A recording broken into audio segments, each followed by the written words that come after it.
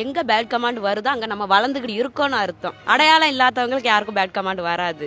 யாருக்கு வருதோ அவங்க வளர்ந்துக்கிட்டே இருக்காங்க. இப்போ வந்து ஒருத்தங்களுக்கு விஜய் பிடிக்குது, இன்னொருத்தங்களுக்கு அஜித் பிடிக்குது. ரெண்டு பேரும் நல்லா தான் அடிக்கிறாங்க. ஆனால் பார்க்கும்போது நல்லா இல்லை, இதை விட அது பெட்டராக பண்ணலாம் அப்படின்னு தோணுங்கும் போது ஒவ்வொருத்தவங்களுக்கும் ஒவ்வொரு சப்ஸ்கிரைப் இருப்பாங்க. அது நம்ம பண்ணுறது நம்ம பண்ணிட்டு தான் இருப்போம். என்னோட டேலண்ட் என்னவோ அதை நான் பண்ண தான் செய்வேன். இவங்க டேலண்ட் என்ன அதை பண்ணுவாங்க, அவங்கவுங்க டேலண்ட் அதை பண்ணுவாங்க. நம்ம போகணுன்னா போயிட்டே இருக்கணும். ஒரு வீடியோஸ் வந்து போடுறோம் அப்படின்னா ஒரு 100 வியூஸ் போகுதுன்னா அதில் எவ்வளோ பேர் 100 பேர் பார்த்துருப்பாங்க, பேட் கமெண்ட் வராது. 1 மில்லியன் வியூஸ் போகுது அப்படின்னா அதில் எவ்வளோ பேர் 1 மில்லியன் பேர் பார்த்துருப்பாங்க, நிறைய கமெண்ட் வரும். அப்போ அந்த அளவுக்கு வியூஸ் போனாலும் கமெண்ட் வரதான் செய்யும். இப்போ நிறைய பேர் இருக்காங்க, உதாரணத்துக்கு செலிபிரிட்டியே நம்ம நிறைய பேர் இருக்காங்க. எல்லாமே வந்து பேட் கமெண்ட் வராமல், பாலாபுரு சொன்ன மாதிரி பேட் கமெண்ட் இல்லாமலாம் இருக்காது, வரதான் செய்யும். நம்ம எதை நோக்கி நம்ம போகிறோம் அதை போயிட்டே இருக்கணும். இப்போ நான் வந்து ஸ்டார்ட் பண்ணும்போது யூடியூபர் ஆரம்பிச்சு பண்ணும்போது சொன்ன எல்லாமே நடந்தது.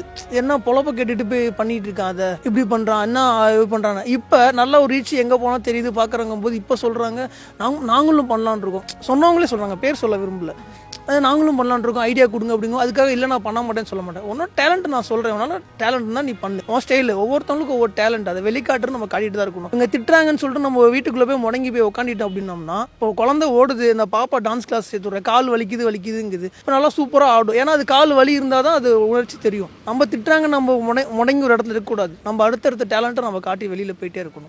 கல்யாணம் பண்ணிக்கலாம் அப்படின்னு சொல்லி கூப்பிட்டாரு. நானும் ஒரு சாரி கட்டிட்டு ஒரு பையில மட்டும் எனக்கு ஒரு அர்ஜென்ட்டுக்கு ட்ரெஸ் மாற்றணும்ல, 2 ட்ரெஸ்ஸோட ஒரு பையோட இவர் கார் வந்துச்சு, ஏறி போயிட்டு மேரேஜ் பண்ணும்போது வீட்டில் சொல்லி சால்வ் பண்ணலாம் அப்படின்னு சொல்லிட்டு பார்த்தோம். எனக்கு வந்து சிஸ்டர் இருக்காங்க, அவங்க மேரேஜ், ஏன்னா நானும் ரொம்ப கஷ்டப்பட்டு வந்த குடும்பத்தில் தான் வந்தேன். இவங்களும் அதே சேம் தான். எங்கள் வீட்டில் என்னவோ அதே தான். எங்களுக்கு இன்னும் பேக்ரவுண்ட் வீட்டு சப்போர்ட் எதுவுமே கிடையாது. நாங்கள் இப்படி இருக்கோம் அப்படின்னா முழுக்க இவ்வளோ சப்போர்ட், அதே மாதிரி என்னோட சப்போர்ட். நாங்கள் 2 பேரும் மட்டும்தான். நான் இந்த இடத்துக்கு இருக்கேன்னா முழுக்க காரணம் என் பொண்டாட்டி மட்டும்தான். அதை நான் கண்டிப்பாக எங்கேயுமே நான் சொல்லுவேன்.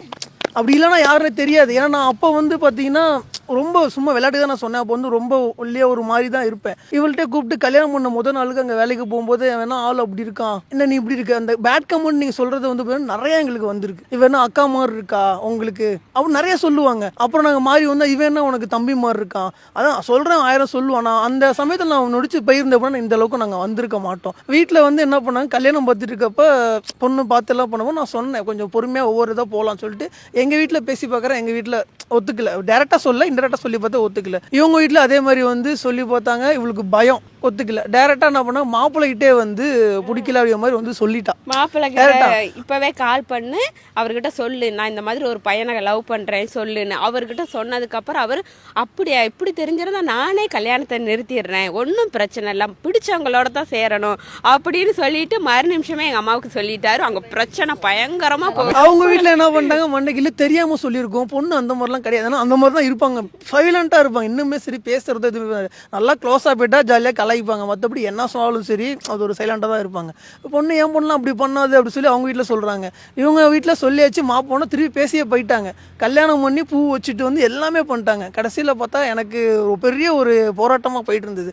பார்த்தேன் ஒன்றும் செட் ஆகலை, ₹1 கூட செலவில்லை. என்னோட சேவிங்ஸ், என்னோட அமௌண்ட் வச்சிருந்ததுலேருந்து எடுத்தோம். ஃப்ரெண்டு 4 பேர்த்த வச்சு கல்யாணம் பண்ணோம், ஓடி போய் கல்யாணம் பண்ணோம். கல்யாணம் பண்ணி வீட்டில் கொஞ்சம் நிறைய பிரச்சனைலாம் இருந்தது, எந்த ஒரு சப்போர்ட்டுமே இல்லை. ஃப்ரெண்ட்ஸ்னால் வந்து எனக்கு நிறைய ஃப்ரெண்ட்ஸ் இருந்தாங்க. ஆனால் கல்யாணத்துக்கு அப்புறம் அவங்க வந்து எனக்கு ஃப்ரெண்ட்ஸே அப்படியே இல்லை. எனக்கு ஃப்ரெண்டு எல்லாமே இப்போ இவங்க இருக்காங்கன்னா அதே மாதிரி வந்து என் ஒய்ஃப் தான் எல்லாமே. அம்மானா அம்மா, ஃப்ரெண்டுனா ஃப்ரெண்டு, எல்லாமே தான். ஏன்னா வந்து இப்போ நான் கார் வாங்கினாலும் சரி, வீடு வாங்கினாலும் சரி, பார்த்தா அப்படி இப்படி தெரியும். ஆனால் வந்து எல்லாத்துலேயும் ஒரு உழைப்பு. ஒரு ப்ரெஸ்ஸு வாங்கினாலுமே என்னோட அது ₹1 இருந்தது அப்படின்னா இவோட ஒரு ₹1 இருக்குது, சரி சமம். இப்போ நான் எனக்கு எவ்வளோ பணம் வந்தாலுமே சரி, என்ன கேட்டாலும் நான் வாங்கிக்க சொல்லிடுவேன்.